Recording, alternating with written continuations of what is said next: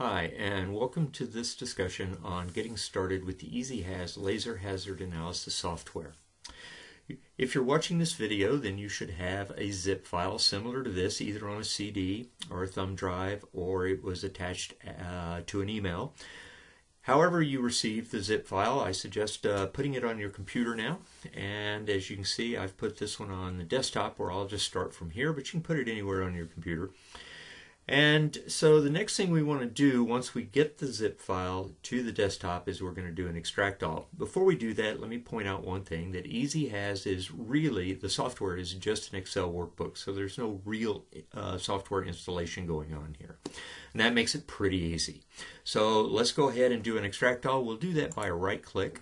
We'll do a extract all, and we'll put it in the location indicated here. We'll do an extract.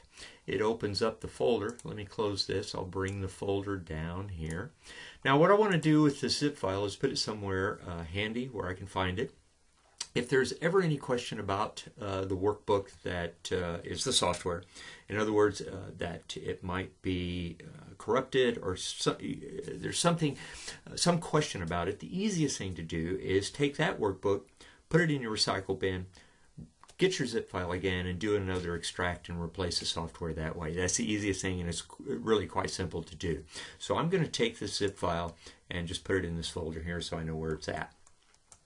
Okay, it leaves me with the EASY-HAZ folder. Let's go ahead and double click and open that up.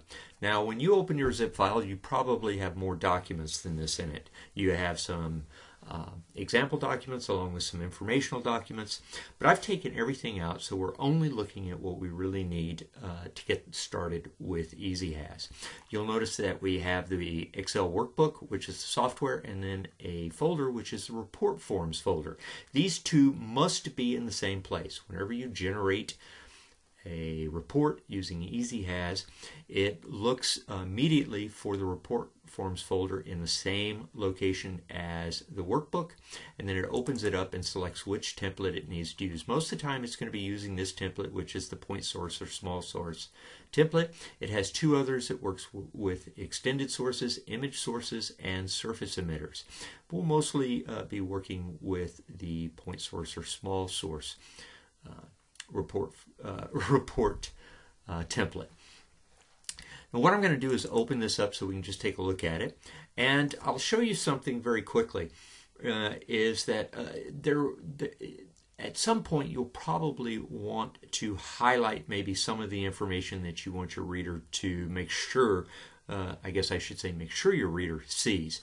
So I'm just going to show you very quickly how to do that in the template, so it's always highlighted for you if you decide there's certain information you always want the reader to be aware of and point to.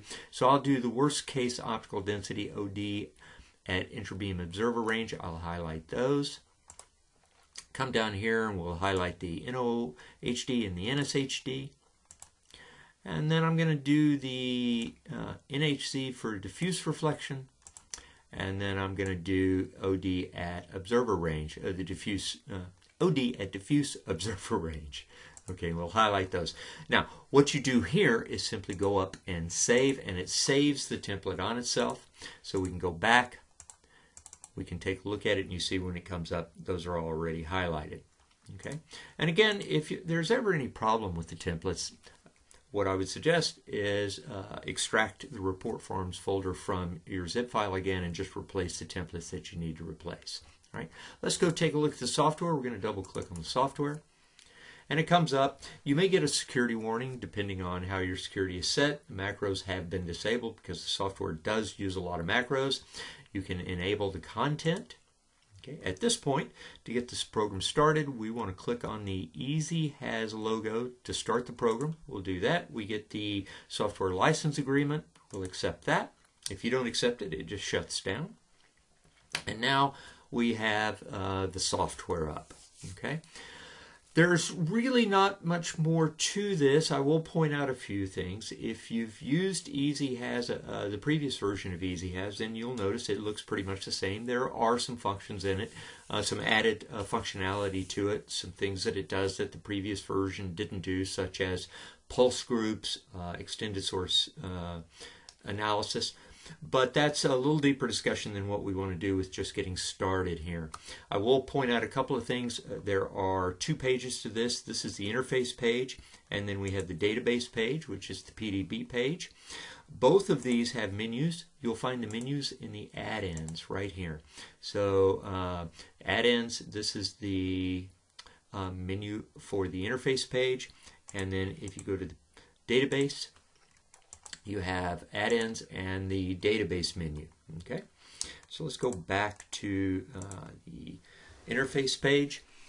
One thing I'd like to point out here, sometimes folks think that if I want to save something, I come up here and I use the Excel file for saving. Nothing happens if you do that. Okay, it really doesn't save anything. It does save the workbook, but it clears everything out. So any work that you're doing won't be saved. If you want to save your work, come up here and you're going to save either to a file or to the PDB, or you can do to both.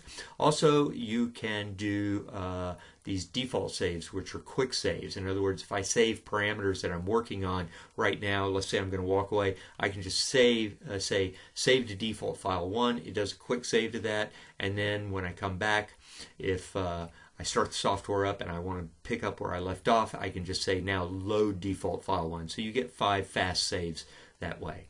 One other thing I do want to point out when I was talking about saving using the Excel save, if you do hit it, you'll get a message up and it basically tells you what I just said. It doesn't really do anything. It doesn't save anything. Okay, and I'm trying to make sure that before you hit save and close this down or anything happens, you save your work. So it's just a reminder that this save doesn't really save anything, and that if you don't have everything saved, you may lose it. So it's just a warning.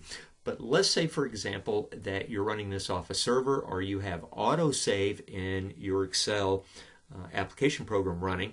So about every 30 seconds or a minute, it autosaves. Then you're going to get this message up every time it autosaves. So what I suggest doing is, once you've read it and you understand that you don't really accomplish anything by using the Excel save, and the reason we don't, one of the things that we could have done in the software was block the save. But if you're working with multiple workbooks at times, we don't want to interfere with any of the menu items for Excel itself. So we took the approach that the best thing to do is just kind of warn you about it. Now, if you don't want this to appear again, all you have to do is hit cancel. So let me not cancel that. I'll just say no, don't save this. And then I'll come up and, I'll go back to this file menu. I'll say save, and you see I get it up again. This time I'm going to say cancel. Okay, and now if I go and I say save the workbook, you'll notice that you don't get the message up, nothing happens. Okay, so that is just to tell you that by using that save, you don't really save anything. You really need to use the menus that are embedded in the software in the workbook to save any work that you're doing. So you'll either save it to a file or to the PDB. Okay, let's see. Let me do one thing, just so that we're clear on this. 532, and I'll do 1. I'm going to put some information here. I'll do 1 and 1. All right, and now I'm going to print that report. And now this is a small source. We're not working with the extended source. We'd have to go and call up something from the menu to work with extended sources. So if we don't do that, we're working with the point source. So let me generate the report. This takes just a moment because it's reaching out, firing up Microsoft Word and generating the report. And you can see that, yep, I have everything here, and my highlights are present in my report. Okay. Now, if you ever go to generate a report and it comes up blank, there's nothing here, there's no template, that usually means that the report forms folder has been separated from where the workbook is. So just go and make sure those two are together, or make sure that the template is in the report forms folder. Okay. Now, what you want to do here when you save an analysis is you want to do a save as. If you hit save, it's going to save it on top of the template. Now, there's no problem in that. As a matter of fact, I just did that, and now we're going to remove that. what I'm going to do is go back to this, and I'm going to look up these report forms. I'm going to pull up this template, and you'll notice that yes, we did in fact save on top of it. Okay, here's everything that was in the analysis before, so we've saved on top of the template. There's no real harm in that. Let me show you why. And again, I just wanted to point this out quickly. So let me just change this. We'll change this to 2, and we'll change this to 2 and 2, so we know that we have different information. And then I'm going to generate the report again. And we'll wait till Microsoft fires up, grabs the template, and you'll notice that, yeah, everything has changed, and you don't have anything left over from the previous analysis. So even if you make the mistake and save on top the template, okay, by doing a save instead of a save as and putting your analysis report where you know, in another location, we write over every input to the template, so you won't have any information left over from the last analysis. And again, if you want this, if you go, oh, I saved on top of that template, I'd prefer it to be blank, well, just go extract the report forms folder from the zip file again and take out the template you need and replace those templates. Okay, so that's all we really want to do. I think that about covers what we wanted to do, talk about in terms of getting started. There is an overview and then details of more details after the overview. There are some videos that talk about each section of the software, and so if you still have some questions, or as you begin working with it you have some questions, you'll have those videos available to help you see how to use the software. Okay. All right, that's about it.